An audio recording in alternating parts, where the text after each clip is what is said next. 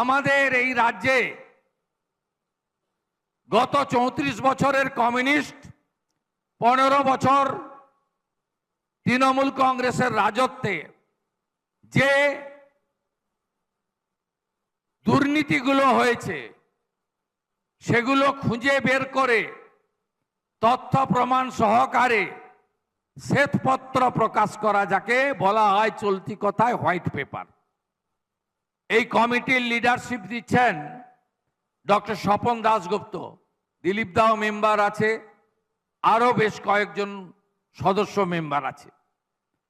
আরেকটি কমিটি করা হয়েছে তাপস রায় মহোদয়ের নেতৃত্বে, জিওএম।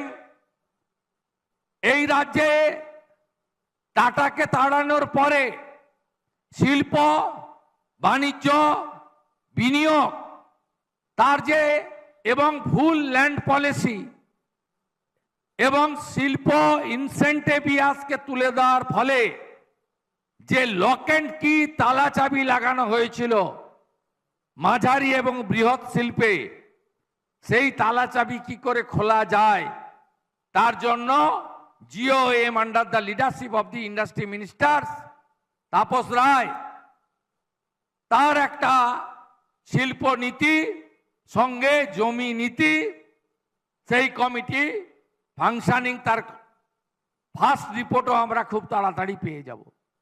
আরেকটা কাজ আমরা করেছি, সেটা হলো নির্বাচন যেদিন ঘোষণা হয়েছে, অর্থাৎ মডেল কোড অফ কন্ডাক্ট যেদিন লাগু হয়েছে, তার আগে ঠিক 6 মাস সময়কালে বিগত সরকার আর্থিক শৃঙ্খলা ভেঙে নিজেরা জিতে আসার জন্য চতুর্থবার যে ক্ষতিগুলো আমাদের রাজ্যের নীতিতে, অর্থনীতিতে, ভবিষ্যতে এবং সুশাসনের ক্ষেত্রে করে দিয়ে গেছেন, জিততেই হবে যে কোনোভাবে, তার মূল্যায়ন হবে।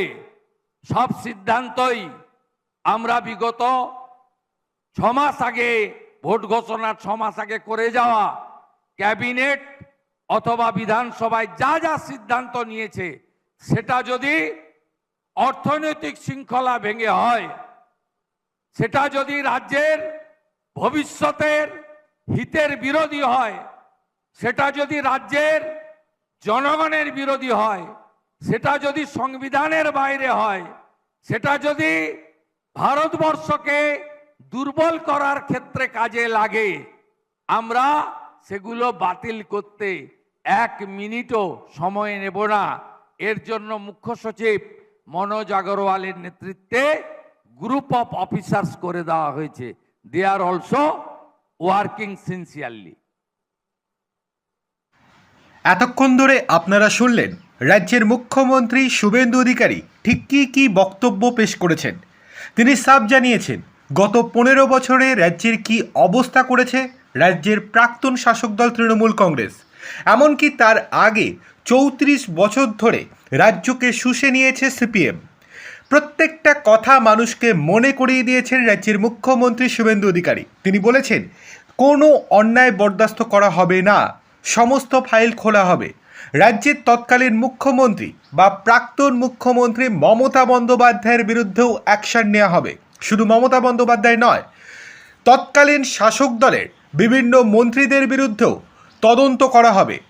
ফাইল শুধু একবার খোলা হোক, তারপরেই একের পর এক নাম যখন সামনে আসবে, কে কত টাকার দুর্নীতি করেছে, কি করেছে, সব পুঙ্খানুপুঙ্খভাবে হিসেব করবেন বলে জানিয়ে দিয়েছেন রাজ্যের বর্তমান মুখ্যমন্ত্রী শুভেন্দু অধিকারী। শুভেন্দুর এই ঘোষণাতে সাধারণভাবেই খুশি গোটা রাজ্যের বিজেপি কর্মীরা, কেননা যেভাবে অত্যাচারিত হয়েছে আর যেভাবে দিনের পর দিন রাজ্যটাকে শেষ করে দিয়েছে তৃণমূল কংগ্রেস, হিসাব তো দরকারই, তাই না?